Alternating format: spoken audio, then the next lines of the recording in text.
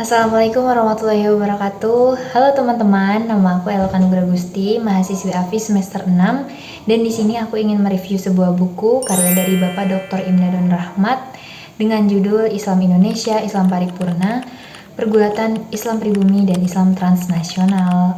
Buku ini terbit pada tahun 2017, cetakan pertama oleh Omah Aksara Indonesia. Kira-kira bukunya tentang apa ya teman-teman?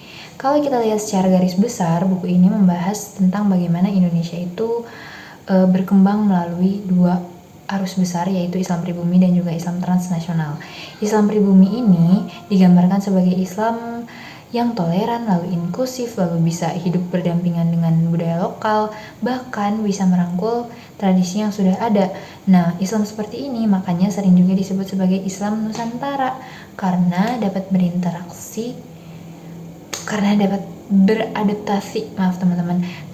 beradaptasi dengan kondisi masyarakat Indonesia tanpa mengurangi nilai-nilai keislamannya.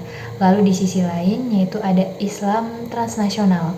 Nah, ini itu adalah gerakan-gerakan dari luar yang masuk ke Indonesia dengan membawa agenda tertentu, biasanya kayak pemurnian agama atau yang lainnya. Nah, dalam buku ini juga disebutkan mengenai kelompok kayak HTI, lalu Salafi Wahabi. Teman-teman juga pasti sudah sering sekali mendengar hal-hal yang seperti itu ya teman-teman. Nah, bahkan ada satu pembahasan yang menurut aku itu cukup ekstrim karena itu membahas tentang sebuah aksi oleh Salafi Jihadi yang di Bali, lalu di Cirebon, lalu dan di wilayah-wilayah lainnya.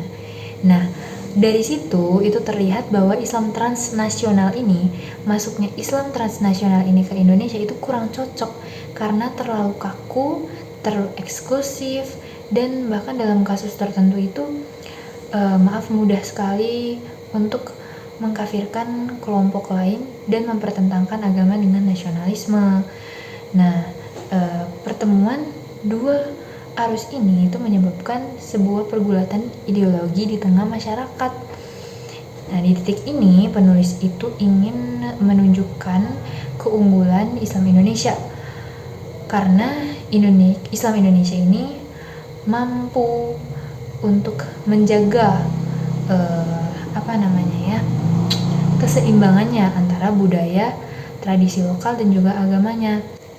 Oleh karena itu, dalam buku ini menawarkan sebuah konsep Islam Wasatiyah sebagai jalan tengah, yaitu Islam yang damai, Islam yang moderat, dan juga dapat menjawab tantangan zaman tanpa mengurangi akar budayanya.